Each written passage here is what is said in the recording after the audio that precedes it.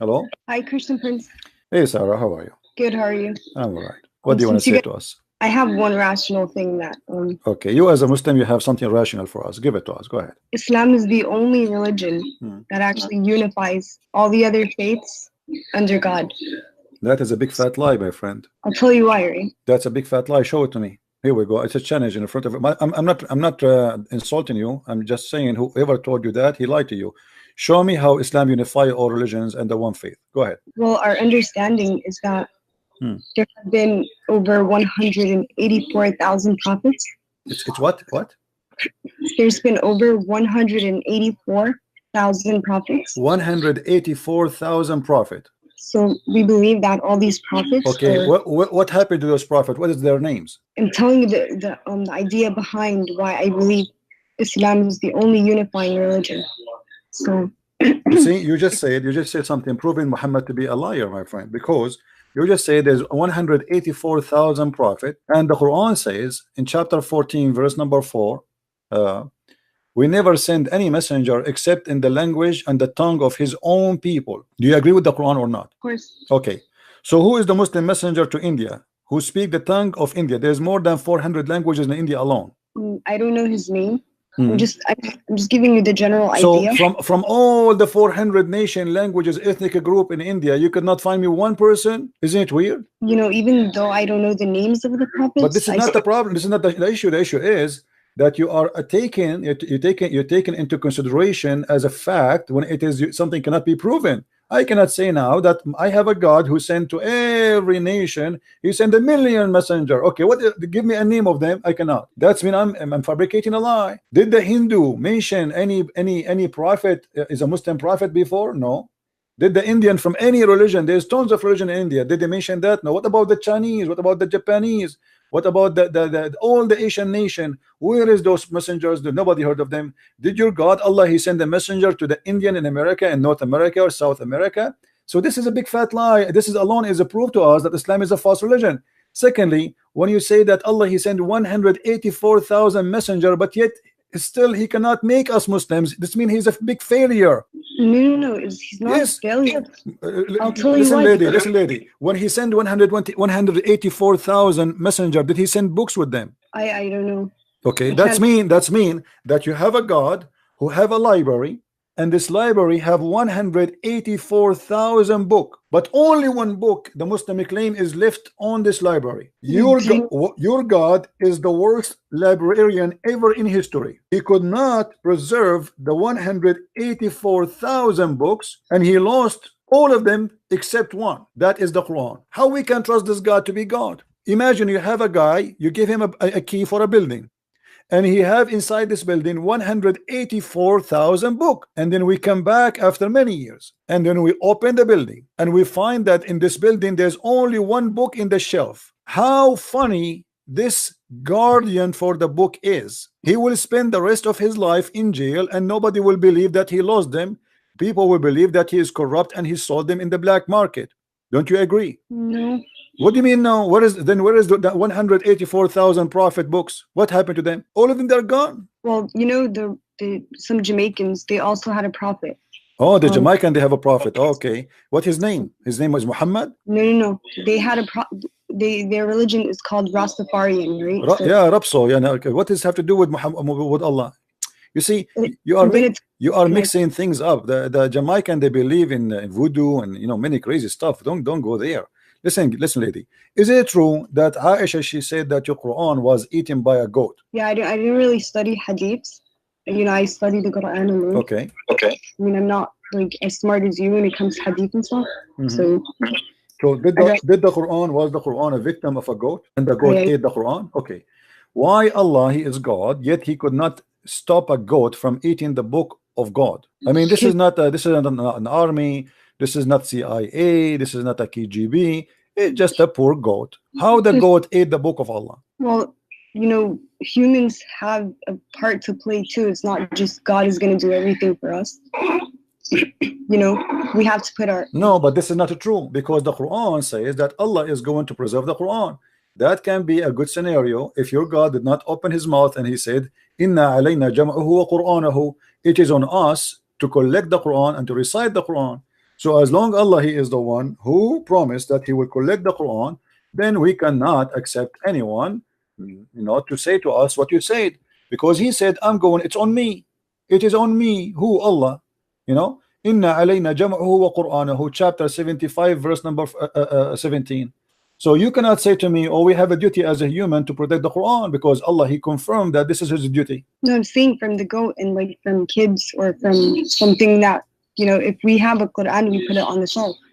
I don't know how it got how you can preserve the Quran if the goat ate it already? Can you recite for me the verses which the goat ate? You cannot. That's it. It's in the belly of the goat now. And until now we could not find this goat. It's missing. If you go to the FBI website, you will see in the front page it says the big name wanted. If you go, this is in America. If you go to Saudi Arabia, until now you will see that goat picture is there, because until now it's missing, and we need to find desperately those verses. Did you know that the way it's preserved is through memorization? My friend, what preserved? Can you recite for me the verses which was in which the goat ate? Can you? Here we go. I'm listening to you. You preserve it by memorization. Tell me the verses which the goat ate. No. Okay, so what are you saying? That the goat ate a part and now it's not there? Yes, it's not there. It's not there. It says that there is the verses of 10 times breastfeeding for adult. Your God Allah, mashallah, He allow you as a woman, with my respect to you, I'm not trying to insult you, don't take me wrong, but this is what it says, that Allah He allow you as a woman to give your breast to a strange man, and he will suck it 10 different times, and he is satisfied, and then after that you are lawful for him to be with him next to him in the same couch. It's not there. Show me the verse. Here we go. I'm gonna see it. Well, we can find this verse. That is not what Allah said. Sorry? Where did you get that from? Here we go. It's in front of us. Here we go. Read with me.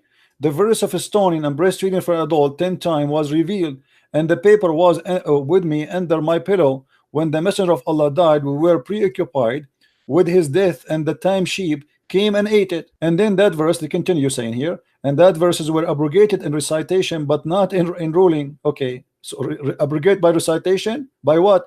By a verse about 5 times, but we cannot find even the 1 5 times. So we cannot find the 5, we cannot find the 10.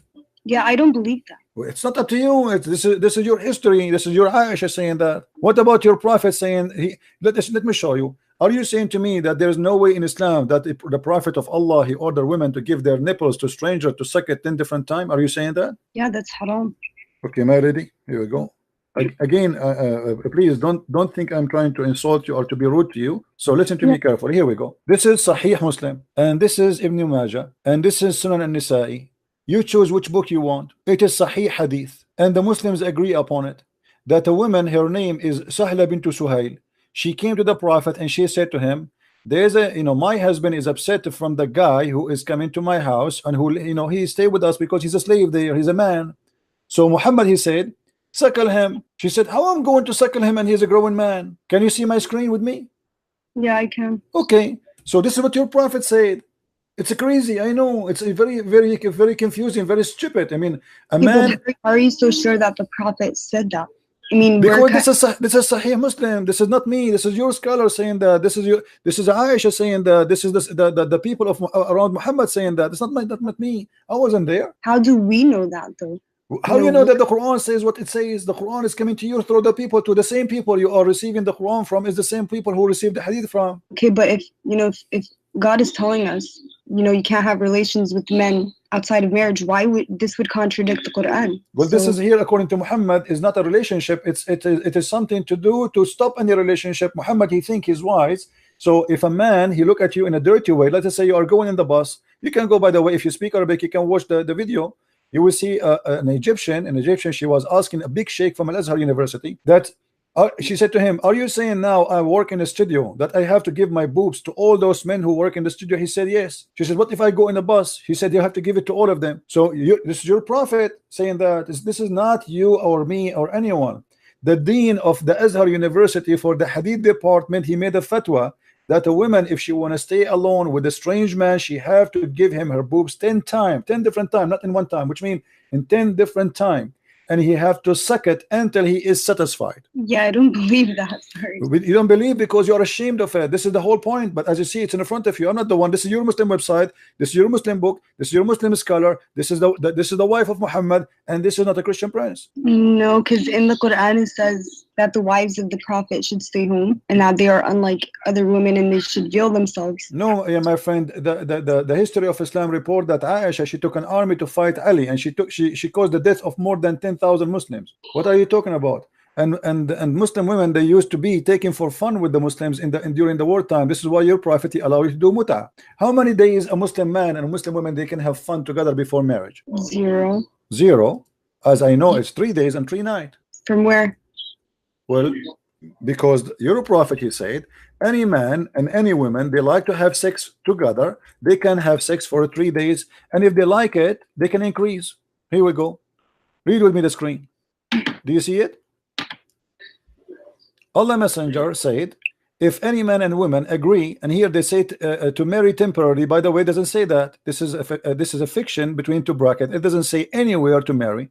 So if any man or a woman agree to have 3 relationship, it doesn't say marriage. Here we go. Let me show you the Arabic. I don't know if you know Arabic. أيما رجل وامرأة توافقا فعشرة ما بينهما 3 ليال فإن أحبا أن يتزايدا أو يتتاركا تتاركا. So any man, any woman, they like to have relationship together for 3 nights. If they like, they can increase, and if they like, they can separate. So how are you going to prove to us that this hadiths are actually the sayings of the Prophet? Because I don't really believe it. You need to prove it to me, not me proving it to you, because you are the Muslim. You are the Muslim who believe in this garbage, my friend, not me. This is Sahih Bukhari. I don't believe in anything Muhammad he said. I don't believe, even if he speak in front of me, I believe this man is a big fat liar. So I am showing you your book. This is not my book. This is Sahih al-Bukhari. This is the most authentic book after the Quran. This is number 2. I told you that I don't believe in hadiths. I never actually studied hadiths. I felt it was part of my faith. So you believe in the Quran? Yeah. Let me ask you, do you watch cartoon? Yes, I do watch. I like cartoon. Me and you, so we have something to share. Let us see. What about the Quran? It speak about that Sulaiman, he have an army of a chicken and army of genie and a human. Do you believe in that? Can you explain that chapter to me? If you go in chapter 27 verse, you can read it. The whole chapter is very funny. I like it. It's my favorite chapter since I was a kid. I used to read it almost every day, just like, especially when we don't have electricity and there's no cartoon on the TV. So chapter 27 verse number 20, here we go. Read. You will see it says the following: your prophet Sulaiman, and supposedly he's a Muslim prophet like your Muhammad is talking about him, Allah is talking about him now, and it says, and before Sulaiman or Solomon were marshaled his host of jinn and men and birds, and they were all kept in order and ranks, like 1 2 chicken, genie, human army. He have a 3 army, 1 of genie, 1 of men, and 1 of birds. What do you say? This is Quran. Are you going to say to me the Quran is a lie too? You don't believe it? No, I believe there's something, there's a message to be behind the story of Solomon. So now you believe that there's a prophet of God. He have an army of birds and chicken. Well, you know that Allah subhanahu wa ta'ala did say that he doesn't shy away from using I mean, what the point? What I will do with the army of a chicken? And look, do you know the leader of the army of the chicken? Who is he? Do you know who's he? Do you know who's he? His name is Al-Hudhud. Do you know what Al-Hudhud is? No. Okay, here we go. It says here, and he took a master of the bird, the master of the bird. Okay, this is a general. Do you? Let me show you. Do you speak Arabic? Yeah. Okay. If we go now and search for what Al-Hudhud mean, give me a second to show it to you on the screen. Okay. All right. This is Al-Hudhud. Let us put it in the screen. Small, tiny bird, and obviously Muhammad, he chose him to be the general because he have something in his head. It looked like a rank. Huh? I mean, it makes sense. So this is Al-Hudhud. There's many pictures of him. I don't know if you get an idea now. Did you get the idea which one we are talking about? No, I can't see the You can't see the screen? Look at the screen. Yeah, all I see is the clouds. Okay, now I see it. Okay, this is the Hudhud. According to your Quran, this is General Hudhud, who is in charge of the army of the birds. What do you think? Your God is telling us a true story, or this is something for cartoon for kids? Okay, so there is the story of Solomon with the jinn and them, Okay, so let's think about it, right? Let us think about it. Go ahead. We are thinking. Okay, let's go back to the chapter. Hmm. There's jinn. So what do we know about jinn? We know that they're smokeless. Jinn. What they're is jinn? Have you ever seen a genie? Yeah, I saw in my dreams the genie before. You saw a genie before? In my dream, though. In your gym? In my dream. On your dream? I saw.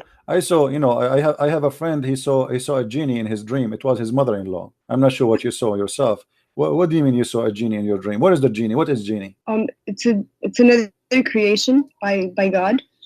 And it's made of smokeless fire. So when I saw it in my dream, I saw the form of the genie, but you can see through it. I saw through it. Is it true that you Muslims believe that genie can have sex with you? Yeah, I don't know about that. What do you mean? I don't know. Come on, be honest with me. You know that. Even there is a Muslim, he opened the door on his wife. He found a fire. With my respect to you, he found a fire in her private part, and he claimed that was the reason, because of the genie he was sleeping with her, because genie is made from fire, correct? I mean, I haven't heard that story. Like, Okay. I've never personally experienced anything like that. All right. So now Sulaiman, he have an army of genie. What he did with the army of genie? Okay, so he had, maybe, you know, by the permission of God. Yeah, but what he would do with the army of genie and army of chicken? What he would do exactly? He occupy which territory with his genie and chicken? Okay, so was he leading a battle in that particular chapter? No, this is a bird. You know, do you see how small this bird? Do you see how small this bird? This is smaller than a pigeon. Pigeon is bigger than this bird. What this bird will do in a wartime? What this bird can do? Can you tell me? He will go and kill the small mosquito. What he will do? If there is a lot of them, they can do some damage. Yeah. Man, yeah. But do you know what this bird is about? This bird, according to your God, he have a special qualification. He can see and find women who have no hair in their legs. Really? Yeah. Which I want to buy one, because until now I'm single and I cannot find a woman she don't have hair in her legs. So I want to get one like this. If you know somebody he can sell those birds, please, you know, I want to buy one, because I'm desperately looking for a woman she have no hair in her legs. This is the only one who can do that. If Allah says so, must be true. Are you laughing? Okay, so anyway, you said so Solomon. Sarah, let us do this, Sarah. You said to me that you as a Muslim, why you are a Muslim? I mean, look at this. This is can't you tell this is really crazy? I mean, what kind of God? Who is going to believe those? Like, have you heard that Sulaiman, he heard the speech of the ant? Did you hear about that story? That Sulaiman, he heard the speech of the ant. Yeah, the one where. Okay. Do you know that the ants don't talk? The ants don't have a speech. Ants are mute. So how Sulaiman he heard the speech of the ant? How he can hear it? Ants are mute. Well, ants they communicate by chemical and by vibration only. They don't talk. Look here what it says. So when Sulaiman walked with his host, his army, one of the ants in the valley of ants. By the way, my house in the Middle East is about like 20 kilometers from the valley of ant. You know, we are neighbors. So when he arrived there, one of the ant, when he arrived to the lowly valley of ants, one of the ants said, "O ye ants, get into your habitation, lest Solomon and his host," which mean the army of chicken and the genie, "crush you under his foot without knowing it." So he smiled, amused at her speech. How Sulaiman how he can hear the speech of the ant if the ant are mute? Well, if God, God had to give him that ability. Do you know how many ants in the valley of ants? How he can hear only one ant? What is the secret behind that? I mean, only one ant spoke. There's like a million ant in there, and there's only one ant. She spoke and she said, "Hide." What about the rest of the ants? What they said? Takbir? But I'm saying that if just like Isa, Jesus, he was given powers by God. So the same thing with Solomon's ability. Okay, why Isa have power by God and his power about resurrecting people from death, making the blind see, but Sulaiman he have a power of things nobody see. It's just fiction, obviously, like a flying carpet. Sulaiman have a flying carpet. Flying carpet can carry 600,000 chairs. Do you really believe in flying carpets, Sarah? Be honest with me. You believe in flying carpet? A flying carpet? Yeah. No.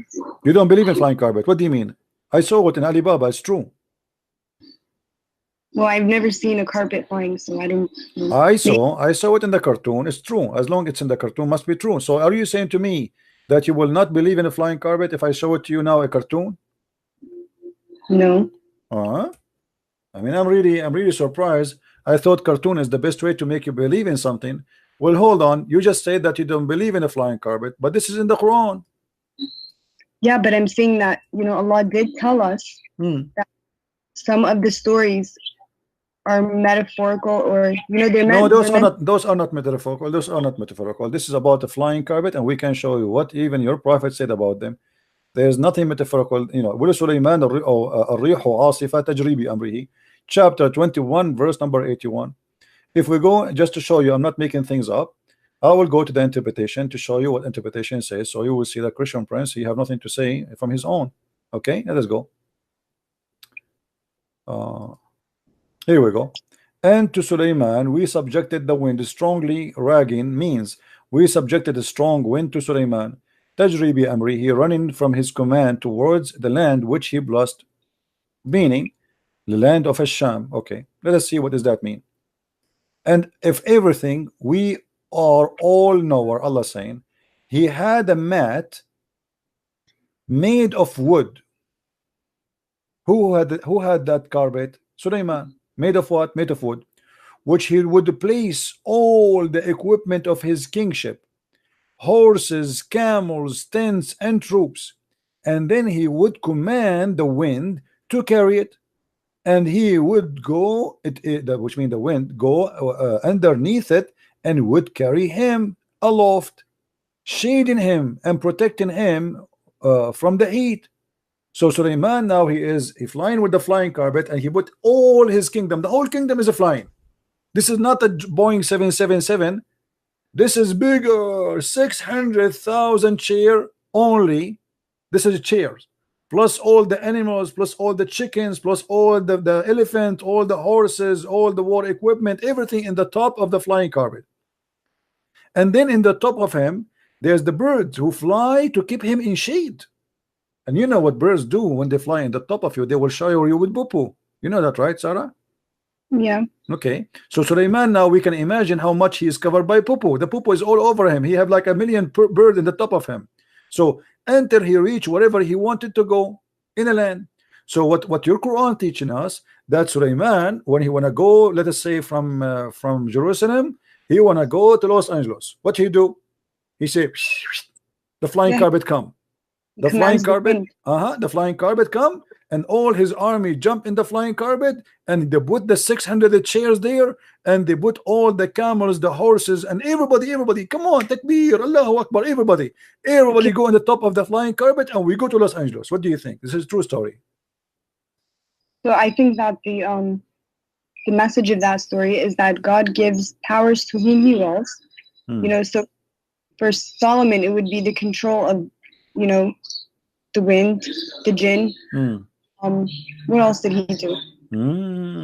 So you really believe in the flying carpet. I remember just 5 minutes ago when you told me you don't believe in flying carpet. Now you are saying you believe in the flying carpet. Told you okay, so the message of it is that God gives powers to whom he wills. Yeah, but this is not power. This is flying carpet, my friend. This is not power. This is a flying carpet. What power? This is a flying carpet. Do you really believe in flying carpet? Do you believe that there is somebody can fly with his kingdom? We fly in airplanes today. I bet you the people but airplane is not a flying carpet. There's an engine and there is etc. and cannot carry 600,000 chairs. 600,000 chairs is bigger than a city. Yeah, but we're capable of building an airplane, and no one knew that before. Hold on, but there is a huge difference between this and that. You know, this is a flying carpet. You order it by order. Hey, flying carpet, the flying carpet carry you, and all the kingdom is carried. This is cannot be true. Why the Jews? Why the book of the Jews, the Bible, did not mention the flying carpet of Sulaiman? I mean, why they are hiding it? What do you think? Do you think the Jews, they saw it in auction? They cut it apart and they sell it. Why the Jews in their holy book did not tell us about the carpet of Sulaiman?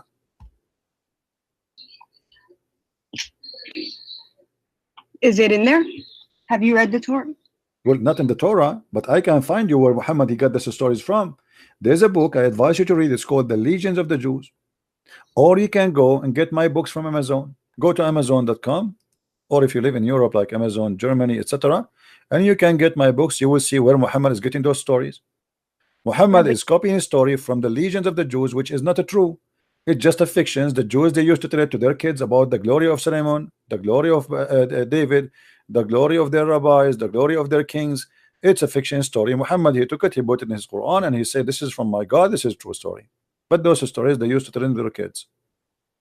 Yeah, but what I was going to say to that. Yeah, but obviously this is a lie. As an example, in the Quran there's a story about the 7 sleepers in chapter 18. 7 sleepers. Everybody knows that this is a story written by a Christian. He is from Syria. His name Bishop Yaqub, and he wrote a story for the youth to encourage them to handle the discrimination. It's a fiction story. See, that's my point, is that there's, behind the stories, whether in the Torah, the yeah, Bible, but your God, the problem is your God, he take the story from this guy, which is a fiction story, and he speak about it as if it's real story, and he claims it's coming from Allah. Imagine I write a book, imagine Shakespeare, he write a book, and then your God, he take the story, he says, I am the one who wrote the book of Shakespeare. The thing is that, from the Bible and from the Torah, this is the same God that's talking. No, it's not the same God. My God, hold on. We're not the same God. Your God is not exist. Your God, is a pagan God. As an example, why your prophet he kissed the black stone? Why your prophet he kissed the black stone? I mean, you read that in Hadith, didn't you? Well, I read that in the Hadith. Don't you pray in the direction of that stone today? Don't you? Yeah. Do you know it's the golden ratio of the earth? The golden ratio. This is have to do with what? That's a sign for mankind. This is a sign for mankind. What? This is the Trinity. Golden ratio is 1 to 2. That's mean Trinity. Do you Muslim believe in the Trinity? No, of the universe, the earth. I mean. I know, but the golden ratio is 1 to 2, 3. Trinity. So do you believe in the Trinity? No, I don't believe in the Trinity. So why you are mentioning the golden ratio? You have nothing to do with the golden ratio. What golden ratio? The golden ratio, where we see it in when in God's best creations, even the human face has the golden ratio. My friend, I'm not an atheist. I believe in God. You don't tell me that. This is something you tell to somebody who's an atheist. This is not my business now. I'm asking you why you Muslims pray toward a stone, in direction of a stone, bow in front of a stone, and you kiss a stone. If you are a person who worship the God of Abraham, the God of Moses, and you don't believe in the paganism, why you kiss stones and go around the stone and bow down in front of a stone? Tell me. So the Qibla was changed, right? This is not the question. Why you kiss a stone, pray in front of a stone, pray in direction of a stone, go around the stone? This is the question. It's I don't know the answer. I can't tell you the answer. Yeah, because you're a pagan. That's the whole story. People who kiss stones, people who think stones are holy, they must be pagans. As simple as that. There's no holy stone. But stone are is they stone. worshiping the stone? Huh? They're not worshiping the stone. So why you kiss the stone? Tell me. You don't worship the stone, so why you kiss the stone? People kiss food. No, this is okay. Hold on. I kiss food. I kiss food as a symbolic for being thankful for God because I eat it. Okay, do you eat the stone? No. Okay, so why you kiss the stone? Give me the reason. I kiss my mother as an example. I kiss her hand. Huh? Does that mean I worship my mother? No, but this is my mother. Why you kiss the stone? She is your mother? I think people, kiss it because they love the prophet. So and why the prophet kiss it? Okay, people they kiss, guys. This is a good answer. She's smart. People they kiss the stone because they love the prophet. Okay, why the prophet he kissed the stone? I don't know why he did that. Because he's a pagan. Obviously, he's a pagan man. You Muslims, you follow Muhammad blindly. It doesn't matter what he do. He kisses a stone. We kiss a stone. I don't want to be rude with you. What if Muhammad he kiss a donkey? Are you going to kiss the donkey too? What if Muhammad he tie a donkey to the Kaaba and he kissed the bum of the donkey? Are you all of you Muslims you will kiss the donkey just because he kissed a donkey? You do know that his job was to deliver the message, and he's done that. What message? He made a message says any woman she want to take off her panty. Is that a message of God? Any woman she want to give her panty off to me, she is welcome. This is a message of God? No. Okay, so why he gave that message? What does this message have to do with Islam? If Islam is about worshiping God, why God he claimed that he gave Muhammad verses saying any woman she want to take off her panty to Muhammad, she is welcome? What is this message is about? Tell me. Yeah, that sounds like someone corrupted it. Thank you very much. Here we go. We are getting closer. So that's mean the one who corrupt this verse must be the one who have the benefit of the verse. Do you agree? But I don't think that the Quran is corrupt. I think that hadiths have been tampered with. Yeah. Okay, that's a good idea. But you agree that that idea must be a corrupt. But my friend, this is in the Quran. It's not in the hadith. And you agree that this must be corrupt. So it doesn't matter where we find it. You say you thought I'm speaking about the Quran, about the hadith, so you said, yeah, I agree, it's corrupt. But now because I said it's in the Quran, you will say no, it's not corrupt, right? You will swallow your tongue again, or you will be honest. You will be honest. You will stay and you say yes, must be corrupt. Well, I don't believe the Quran is corrupt, and I have many reasons. Yeah, but you are the one a second ago you said that such a verse or such a statement must be corrupt, and you thought this is hadith, but this is Quran. Yeah, because in the Quran it says, and do not, don't go towards the fahishat, right? And one of these is... My friend, why Allah, let me repeat the question for you, and you are the one who said it must be corrupt. I said, why Allah will make a verse says to Muhammad that Muhammad told, Allah told Muhammad, any woman she want to give out her panty to him, she is welcome. You said this must be corrupt. Okay, this is Quran. So I'm repeating the question for you. Why Muhammad he need a message like this? What Islam have to do with this? What the message of worshiping Allah have to do with any woman she want to take off her panty to the Prophet, she is welcome? What that will do to Islam? Wait, can you go to that verse? No problem. Chapter 33 verse number 50. Here we go. Here we go. And this is only a privilege to Muhammad. Only a privilege to Muhammad. Any believing woman and any believing woman who dictate her panty to the Prophet, if the Prophet wished to with her, actually it doesn't say, it says to sleep with her, and this is only for thee, not for the believer. Isn't it obvious that this is a corrupt verse made by the corrupt man Muhammad for the benefit of Muhammad?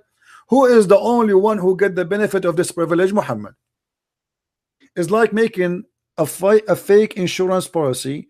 The first thing the police will investigate is the one who get the benefit from this policy.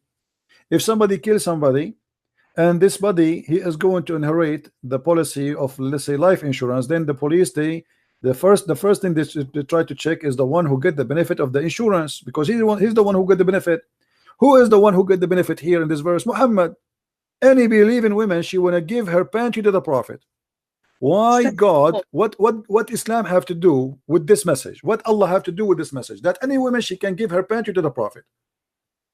I think that says so. What do you mean God so? Why God want to say so? This is the question. What this have to do with Islam? I want to be a Muslim. Okay, and now God is saying any woman, including my wife, my daughter, she want to take off her panty, put her legs up to the Prophet. What is that? That's not what it says. This is what it says. Any woman she can give her to the Prophet. And not only that, Muhammad, hold on. After that, Muhammad, he start receiving ugly women. They want to sleep with him. And Muhammad, he look at them. They are disgusting. So look what he did. He made the verse right after it. He says, "Thou mayst defer who, the one who turn away from him, or the one who choose." So Muhammad, he can, okay, let us say you come to him, you don't like how you look like, maybe you're older. So he say, okay, this is too much, too many women, they are coming to sleep with me. So what I will do now? So he made a verse says that Allah told me I might choose and I might delay the one later. So Muhammad here is giving himself more excuse to use and abuse women, because there's many ugly women, they start coming to Muhammad, and the reason they want to sleep with him, because if they sleep with Muhammad, they will be considered as women of Muhammad, and that means they will have a free food forever. They will have a retirement plan. They will have respect of the believers, because that's it. They are the, excuse my language, they are the bitches of Muhammad. You see the gang. You see the gangs. They say like, excuse my language. I don't want to use a bad word, but yeah, you should respect the dead. I mean, let them rest in peace. I'm not respecting him. This guy, obviously, he is. I'm not talking about your dad. What your dad? Talking about your Muhammad. You called the females the B word. This is what it says. This is about those are the whores of Muhammad. They are not his wives. They are offering themselves for sex. Not true. If somebody's offering themselves for marriage, that's completely... This is not marriage. This is not marriage. Muhammad, he have 13 women already. Name for me one woman she offered herself to Muhammad. She became his wife. Go ahead. Do your best. I'm listening. Yes, they married for tribal. No. Listen to me carefully. Those women who offered themselves, name for me one of them. She became his wife. None. Does it even name the females in the Quran? None of them. None of those, because they are not considered all the females. There's no limit. It's a privilege for the Prophet only. So Muhammad is looking for women to take off their panty. It doesn't matter who they are. But Muhammad already have 13 wives. Why he need more?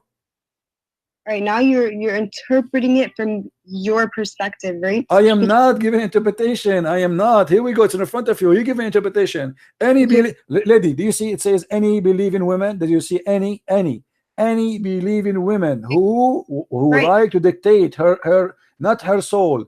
It says nafsaha in Arabic, which means this is about sex. This is about sleeping with him. Nafsaha, her soul, yes. Yes. So what he will get from her? What he will get from this woman?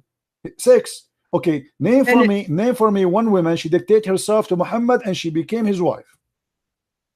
Look, so any believing woman who dedicates her soul to the Prophet. To do what? Prophet to wishes do what? To do what to him? Exactly. What she would do? To wed her. What the service he want from her? What with her? Okay, so if he's traveling and women are want to marry him, they're also gonna be pushing the message. So he's gonna give. Lady, do you see where it says here? Yastankihuha. Yastankihuha is a continuous verb, and you speak Arabic, don't you? Okay, so is it continue? Is it continue? Yes or no? Am I lying? It's ing to f her. This is not to marry her. You marry only once. Okay, so why does it say if the Prophet wishes to wed her? What does that mean? What is with her? There's no with her here. Same time, name for me one woman of those women who offered themselves. He wed her. He slept with her, yes, but not even one of them became his wife. Otherwise, name one for me. Go ahead. What does wed mean then? Marry. But there's no marry here. It's the word is just tankiha. Yankahu in Arabic mean to f, the f word. The word marriage in Arabic is zawaj. You speak Arabic like me. تزوج تزوجنا تزوجوا زوج يزوج تزويجا. يستنكحوا, this is nukah, the actual verb of the sex, of the f word. Okay, so, and nikah in Arabic means marriage. No, let me show you. Here we go. I will show you from your Islamic website what is the nikah mean. Give me a second. Here we go. We don't make things up, lady. We don't. Everything we say we prove.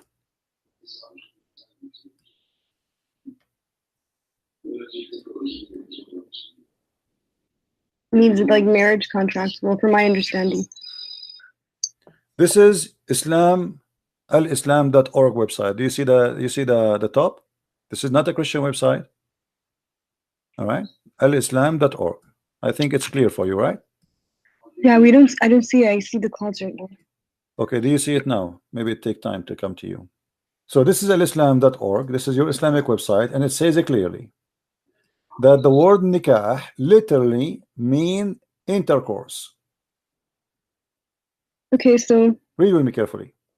In Islam, marriage is not restricted of a platonic relationship between a husband and wife, nor it is solely for procreation. The Islamic term of marriage is nikah. You see it? Literally means sexual intercourse. So marriage is about that. Are you sure you're saying?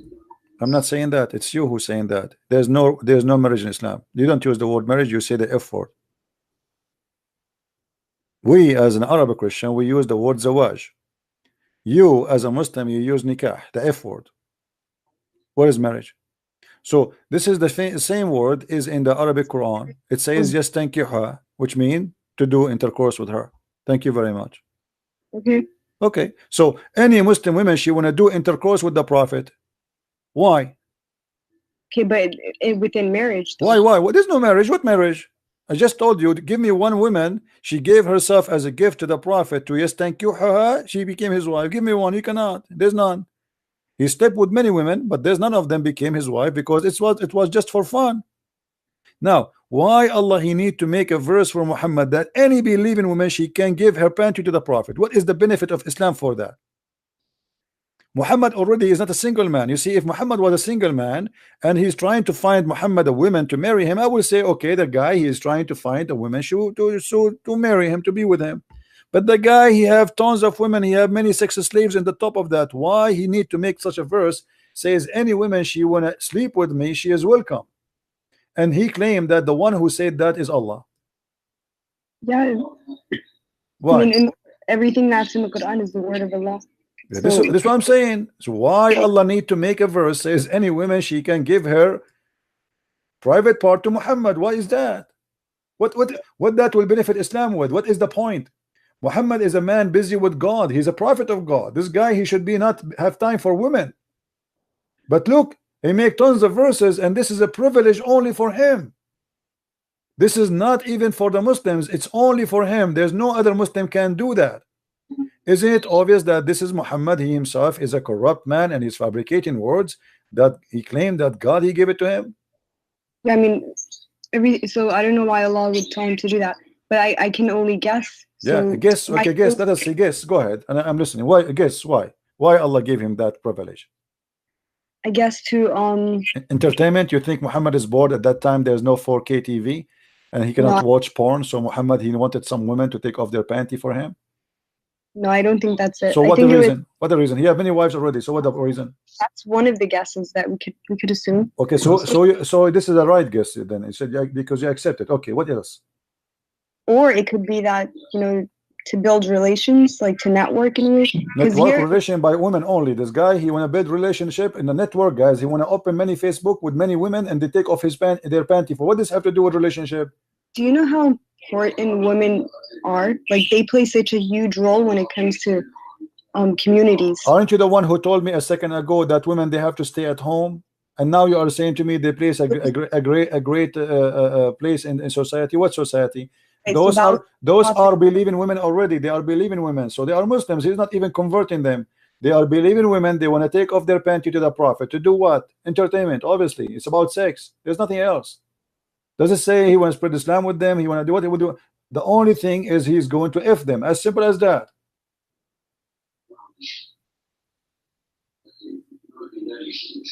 I mean, that's what it is. Yeah, that's what it is. Thank you very much. I agree. That's what it is. Muhammad is a person who is taking advantage of him claiming to be a prophet, using the poor people around him, having sex with their women. And even Ibn al-Arabi said, listen, Ibn al-Arabi said that if the prophet, his eyes fall into a woman, her husband must divorce her immediately so the prophet he can have her. You know that? Do you know that? Okay, so if she give herself onto the prophet, but do you agree that if a man, his name is Muhammad, his eye fell onto you, your husband have to divorce you immediately? Do you agree with that? I mean, like, in what are you talking about? You are, let us say you are walking. I'm not insulting you, by the way. Don't take it as personal. Let us say you are walking in front of Muhammad and he saw you, he liked you. According to Islam, if his eyes fell onto you, which means he saw you, he liked you, your husband, he have to divorce you immediately so Muhammad can sleep with you. Do you agree with that? No. Well, this is what it is. That's what you're saying it is. I'm not saying that. I will show you the reference. You want to see the reference? You want to see the reference? Sure. Okay. Let me find the reference. All right. This is the official government website of the Kingdom of Saudi Arabia, and this is Tafsir al-Qurtubi. I'm sure you are. You know what al-Qurtubi is, right? No. You do not know what al-Qurtubi is? He's a big scholar in Islam. Anyway, this is the Saudi Kingdom, the Saudi Arabia Kingdom website. All right, very well-known website. This is Tafsir al-Qurtubi, and here Ibn al-Arabi is speaking about the privilege of the Prophet, and he is saying there's 16 of them. All of them, or most of them, is about women and sex with women, or with money. Look what he say here.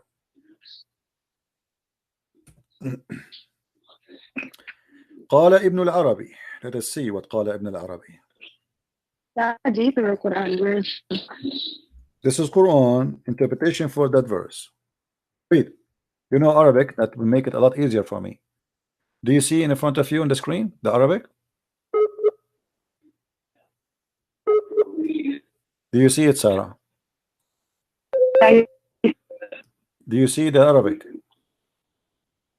I see it. Okay, does it say إذا وقع بصره على امرأة وجب على زوجها طلاقها وحل له نكاحها? How disgusting that is. You just said you don't accept that. If Muhammad, he look at you and he like you, your husband must divorce you immediately. So the Prophet, he can, with my respect to you, he can sleep with you. What do you say? Interpretation or? Sorry, say again. I lost you. What you said? Where in the Quran that is? This is the interpretation for the Quran. It says clearly that if the Prophet of Allah, his eyes fall into a woman, her husband, he must immediately divorce the woman, so the Prophet, he can F her immediately. Why? I know, but can you tell me which chapter in the Quran that is, so I can read it for myself? This is the same chapter we are talking about, lady. I know you are not listening to me. This is the same chapter. Listen, this is the same chapter, chapter 33, verse number 50. And this is Tafsir al-Qurtubi, and this is the official government website of the Kingdom of Saudi Arabia. Let me show you the banner, so you will see I'm not making things up. This is Tafsir al-Qurtubi, and here I will show you the Saudi Arabia banner address. Here we go. All right. Do you see it? Do you see the screen? Quran.ksu.education.edu.sa, Saudi Arabia. This is a government official website of the Kingdom of Saudi Arabia, and this is Tafsir al-Qurtubi, and this is what your Islamic cult teach. This is cannot be a prophet. This is a scumbag. Sarah, my friend, allow me to call you my sister. Maybe you are my younger sister. My sister, I invite you to leave this cult. This cult is disgusting. Muhammad cannot be a prophet of God. There's no way a man, he have a dignity. He will force a man to divorce his wife just because he look at his wife and he like her. That is disgusting. That is satanic. That is cannot be a prophet of God. Did you hear me, Sarah? I invite you to leave this cult, Sarah. There is no way, and you are the one who said you don't accept that. You said that to me. You don't accept that because you have dignity, because you are a good woman. You don't accept that. This is disgusting. A good woman like you don't fit here. This is not a religion for you, Sarah. What kind of a prophet you would do that? So I invite you, Sarah, to leave this cult. This is not a good. This is not a religion. This is a scam. This is a sex monster. This is a guy who want to take advantage of you. Did you decide to leave Islam, Sarah, or not yet? Did you decide to leave Islam? Say yes. Leave this cult. This is satanic. It's obvious. Go and follow the holy Jesus, the holy name. Follow the holy Christ who never commit a sin. Why in the world you want to follow such a man and you ignore the best of the best, the Messiah, the Messiah, the best of everyone? There's no one like him. Why you want to follow a man like this? What kind of a man? This guy is not even qualified to work a gardener for you. You don't even trust him to be in your house. Your husband will not even trust him to be alone with you. Sure, he was known as trustworthy. Say again what? One who is trusted.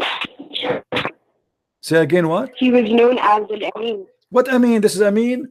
Did you hear the story of your prophet? He went to his own son and he flirted with the wife when she's married to him. What Amin? Amin means trustworthy. Muhammad, he went to Zainab. He went to Zainab. Listen, what I mean? Muhammad, he went to Zainab when the husband was not there, and he flirted with Zainab, and he said to her, "Praise be to Allah, the one who made my heart flip for you." This is trustworthy. What kind of trustworthy? Imagine I go to visit you, and I am your father-in-law, and then when I see you, I flirt with you, and then you tell your husband, and then I take you from your husband, and then I sleep with you. This is the trustworthy. Take care, Sarah. Take care. Take care. Muhammad is trustworthy. If this is trustworthy, what trust garbage is? Hey, stay Shadi. How are you? You want to call me? By the way, Shadi, in Iraq, Shadi mean a monkey. I don't know what you mean by calling yourself monkey. I am making up stories. I show it in the screen. Everybody see that whatever I speak of, I show it in the screen. I never said something without proof.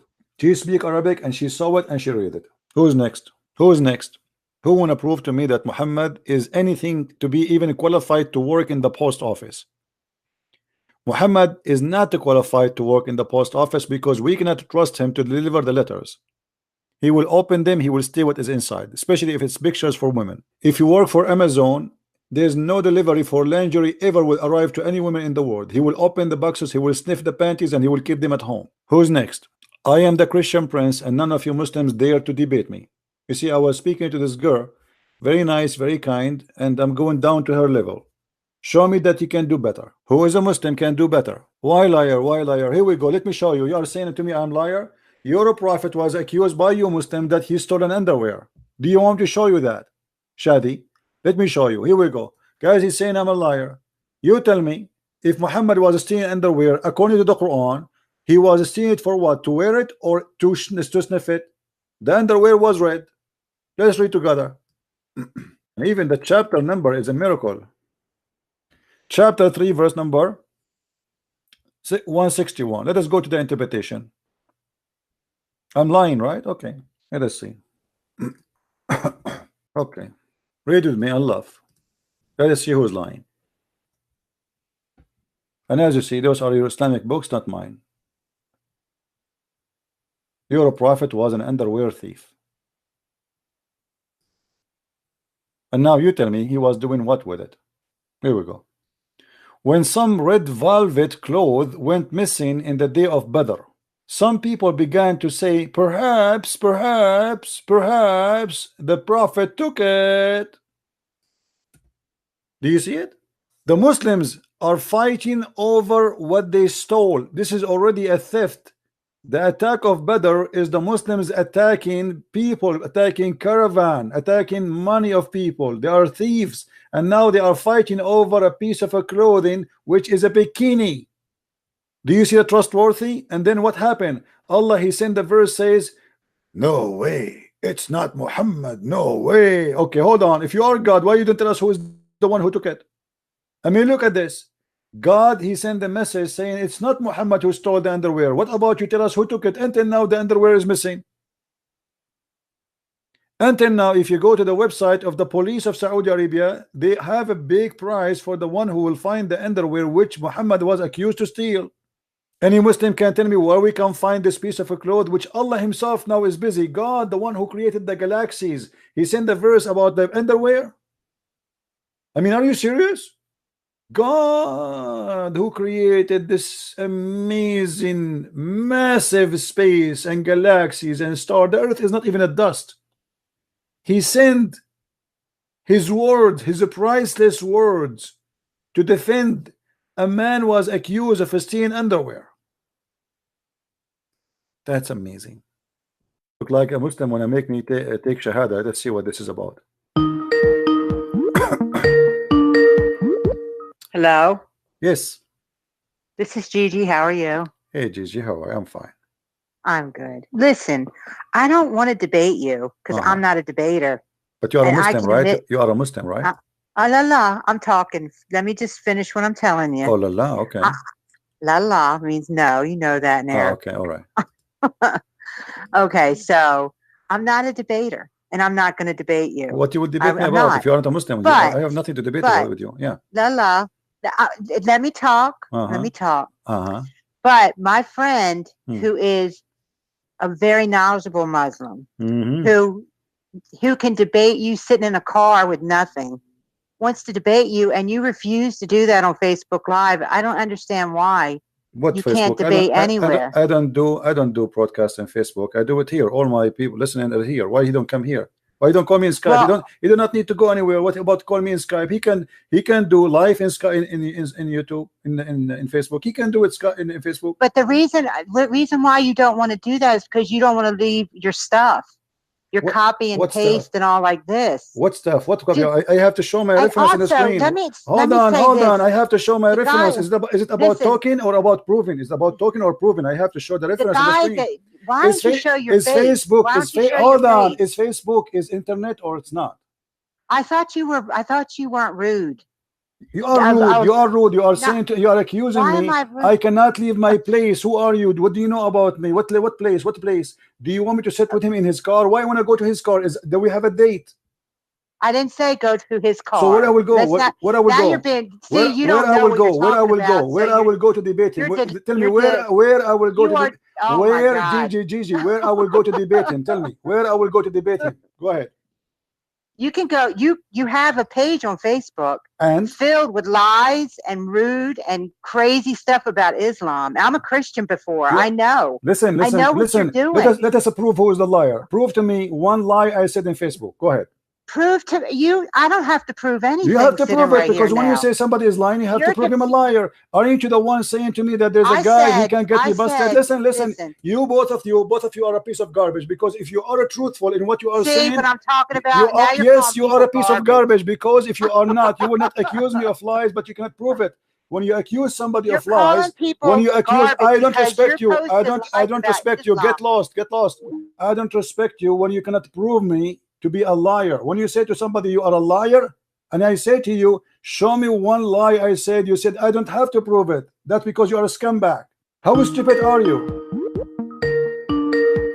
I want you to prove that we lie in Facebook. Go ahead. Who is a Muslim? You have the courage to call me. Here we go. I just received a message from a person who decided to leave Islam. I will not show all his name. I will show a part of his message. I don't even have him in my list. Do you see it? People are leaving Islam for a very simple reason. It's a garbage. When a Muslim, he says to me, you are posting lies, and then he don't dare to call me to show me the lies, obviously everybody knows who is the liar. Muslims are leaving by thousands Islam because of my videos, and this is why you are so angry and so upset. You say he's lying, but you cannot show where is my lies. Then who is the liar? Who is next? Who want to leave Islam? Who is a Muslim want to call me and show me that I am lying? Look, this guy, he's saying the stone is not worship. We kiss the stone to what? Hold on. We kiss the stone because Muhammad BBBUH did. I mean, look how stupid the answer is. Guys, when I say every Muslim is stupid until he proved the opposite, I am not insulting. Here we go.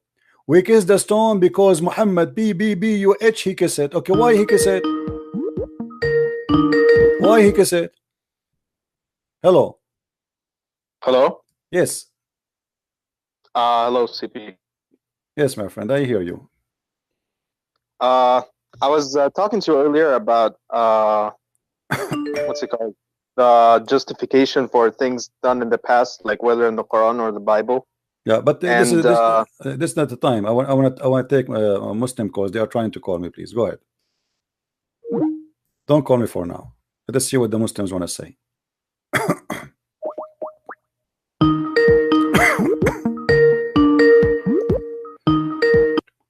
Oh, this is Gigi. Yes, Gigi, how are you? So did you find the lies I post in Facebook, or you did not find one? Okay, listen 1 second before you go any further. You apologize to me for calling me garbage. I'm not garbage. I didn't say you were garbage. You said I'm lying. You said I'm lying.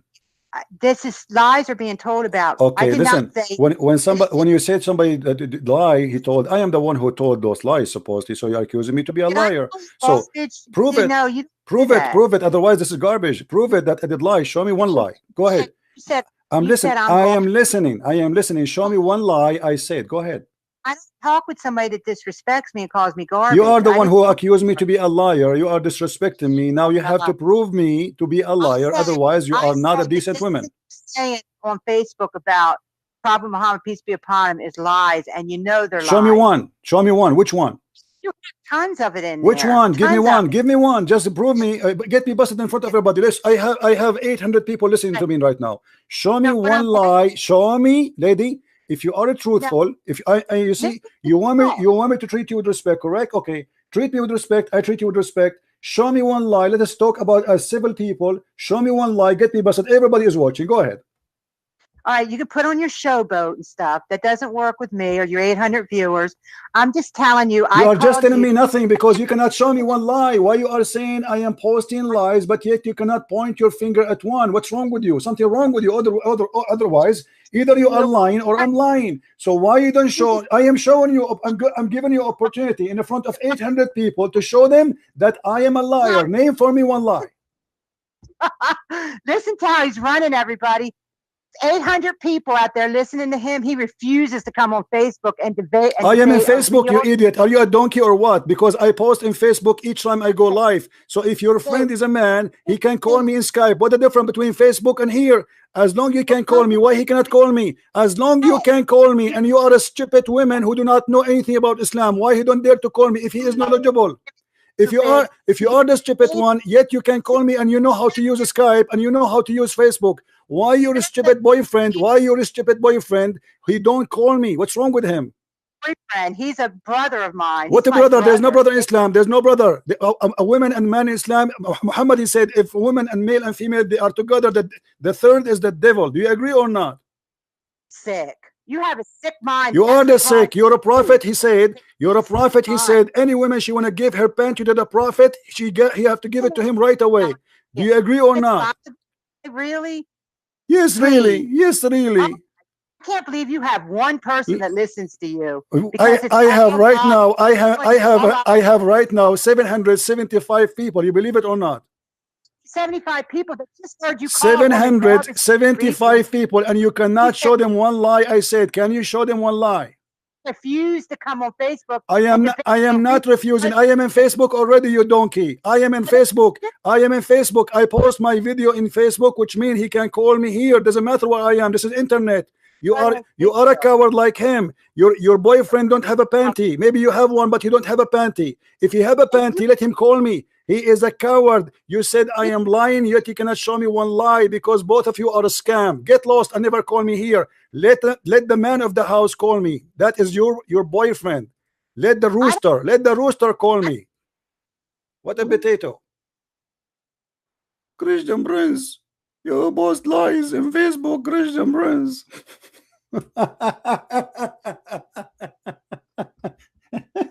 Okay, what is the lie I posted in Facebook? Can you show me one? I'm not going to debate you, Christian Prince, you know. By the way, I might convert to Islam and you might be one of my 4 roommates. You must be stupid to believe in Islam. How a woman, she can even accept Islam for a second unless she is really mentally ill. How a woman, she can agree that a man, he can beat her as if she is a goat unless she is mentally ill. This is your Quran. Let us see what Islam says about you women who is a Muslim. Chapter 4 verse number 34. Christian Prince, you are lying. Christian Prince, I show in the screen everything I say. Prove me wrong. And this is your books and those your websites. You are lying. Christian Prince, I'm going to hit you with my bra.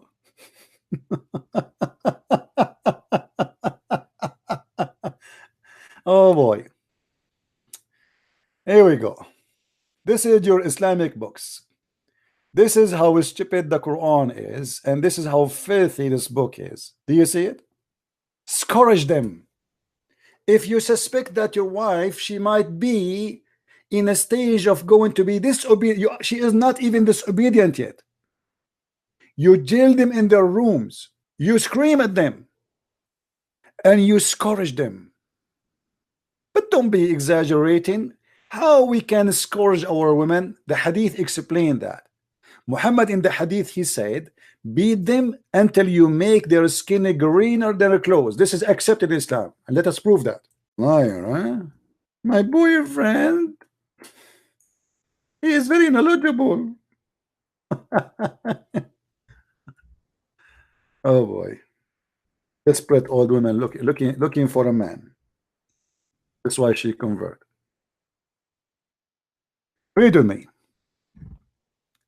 This is a woman, this is a story of a Muslim woman, because the filthy rules of Muhammad, who made an order that if a female woman, she is divorced 3 times from her husband, she cannot get back to her husband Rifa unless she sleep and have intercourse with other men. And not only that, she have to taste his orgasm and he have to taste her orgasm. Rafa divorced his wife, whereupon Abdul Rahman bin Zubayr al-Qurazi married her. So this is a woman, she used to be married to a guy, his name is Rafa. Now she is married to a man, his name is Abdul Rahman. What happened? Aisha said that a lady came wearing a green veil and complained to her of her husband, and showed her a green spot in her skin caused by beating. It was the habit of ladies to support each other. You see, they are saying to you, she is not supporting her because she's right. No, she's supporting her because they are women supporting each other. So when Allah Messenger came, Aisha said, I have not seen any suffering women women suffering as much as a believing women. So Aisha here confirmed that a Muslim woman, she is the worst in life. She have no good life. She is suffering the worst. Who is witnessing for that? Aisha. She's witnessing that between all the women of the Arab, no woman is suffering as much as a believing woman. Look at her skin. Her skin is greener than her clothes. Her skin, this is not, they say to us, you beat her light beating, right? Look at this. This is light beating. Her skin is greener than her clothes. When Abdurrahman here heard that his wife had gone to the Prophet, he came with his 2 sons from other wife. And she said, by Allah, I have done no wrong to him. He is impotent and he is useless to me like this, which means his penis is not working. Look how filthy the society, look how disgusting those people are. Holding, showing the fringe of her garment.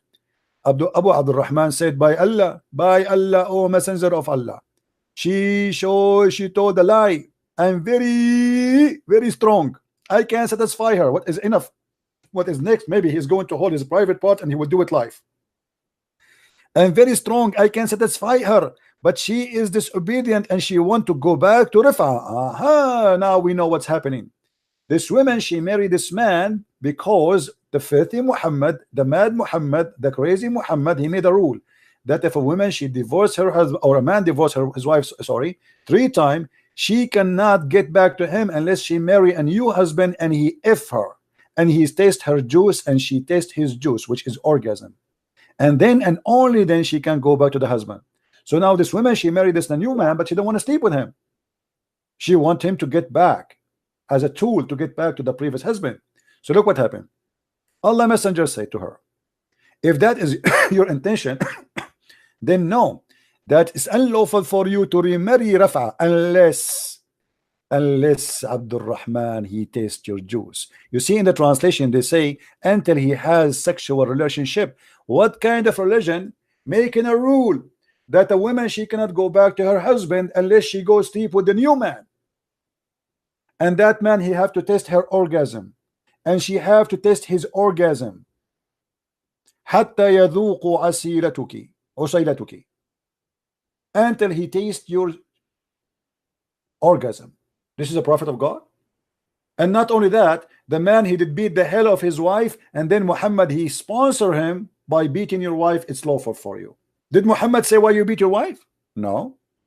He was against the women, and he judged for the man that he's right. He said to her, if this is your attention, you should know it's not lawful for you. And as you see, Muhammad is taking the side of the man perfectly. So we beat the women, we make her skin greener than her clothes. And yet they say to me, you are lying. Where is my lies? I'm showing you everything I say, and this is the reference. Prove me wrong. Why you don't put the information in context? Sarah, she is saying that. Okay, Sarah. Let's see what Sarah was saying. Of his wife, and then Muhammad, he sponsored him. Hello? Yes, Sarah, you said I am not putting things in context. What does that mean? Everything has a context. Okay, what is the context that I can beat my wife until I make her skin greener than her clothes, and then I say that you have to sleep with a new husband so you can go back to the old husband? Go ahead.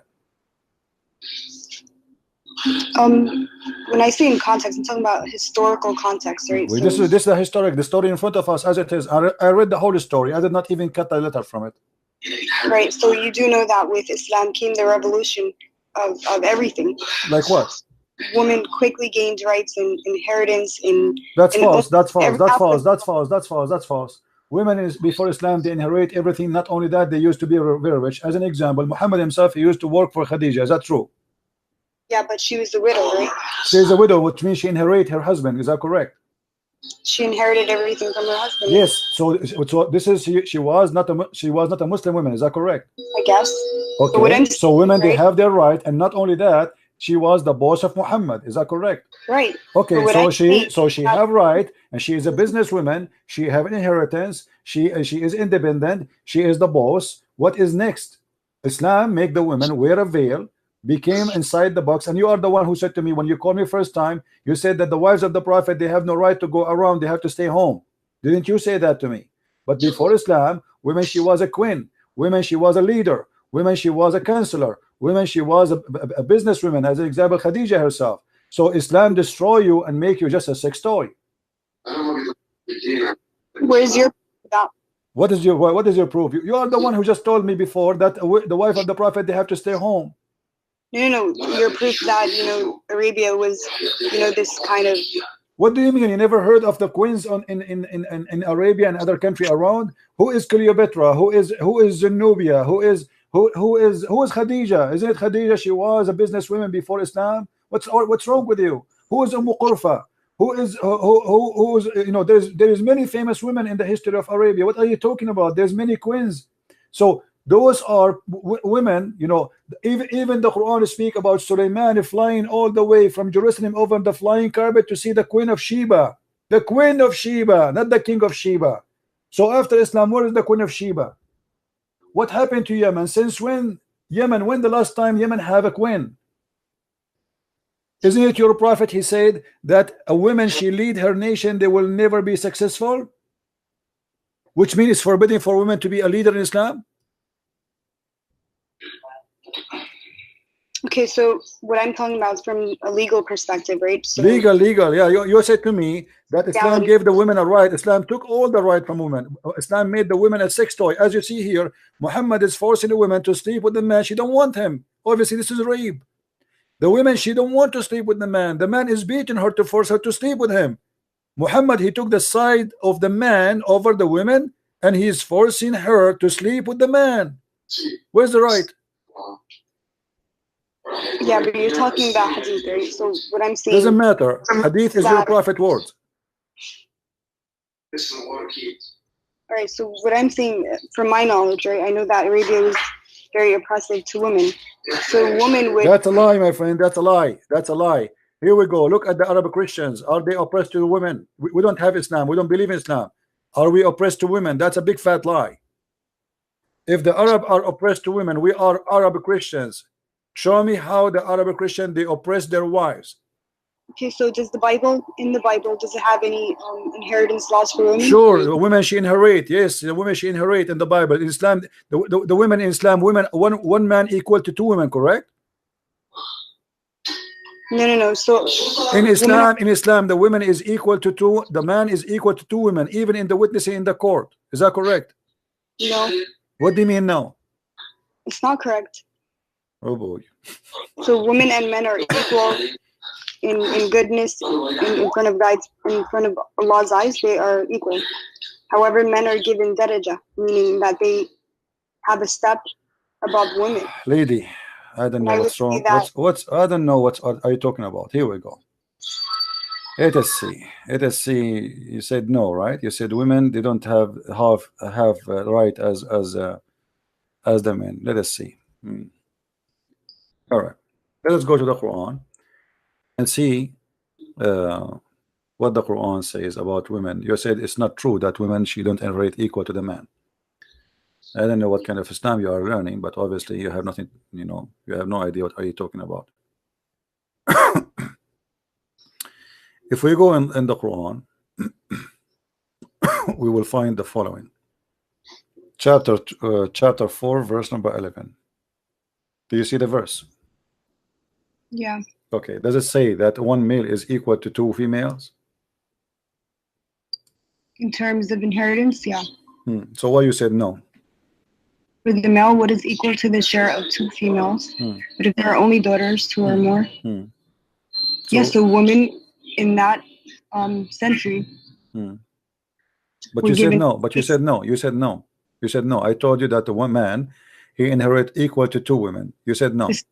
This is from a economical perspective, right? What economical perspective? This is how it is. This is the inheritance is about economy, is about money, is about property. What are you talking about? Same time, the Quran here, he said a stupid thing. It says if two females you know, if one man is equal to two females. All right, now, and he's talking about two females. If male is you know, equal to two females, and then he says to you, let me show you in Arabic so you can get a better understanding. It says فإن كن نساء فوق اثنتين فلهن ثلث ما ترك. If they are more than two, they have the third of what the parent left. I mean, this is crazy, because yeah, this is impossible mathematically. This is impossible. I will give you an example. If I have $1,000, if I have $1,000 and I have one male and 5 females,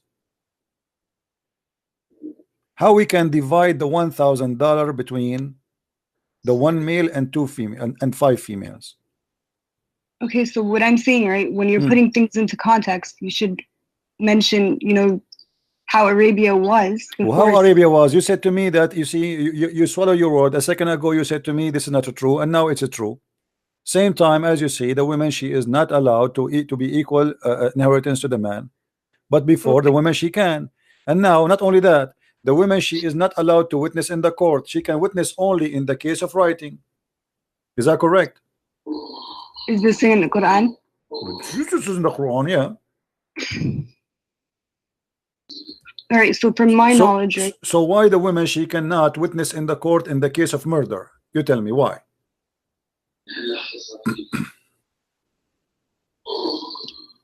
What is the wisdom? Where is that in the Quran? That Well, you can't. the Qurans make it clear that women, they can witness only in the case of borrowing money. As simple as that.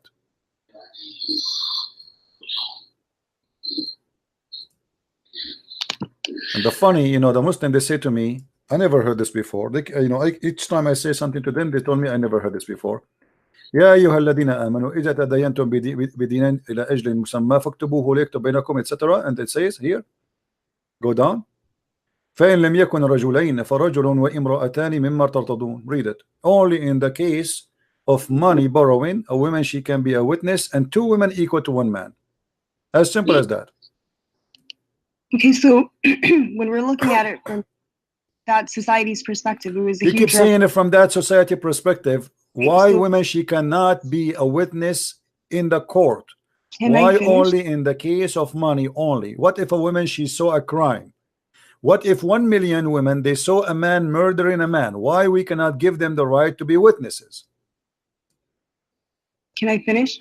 Go ahead. Okay, so from in that era, this was considered like a feminist revolution. Women were legally allowed to inherit property. They got rights that they did not have. Women, they were allowed to inherit full legally before Islam. Islam make it partially inheritance, not fully. Okay, so where is the revolution here?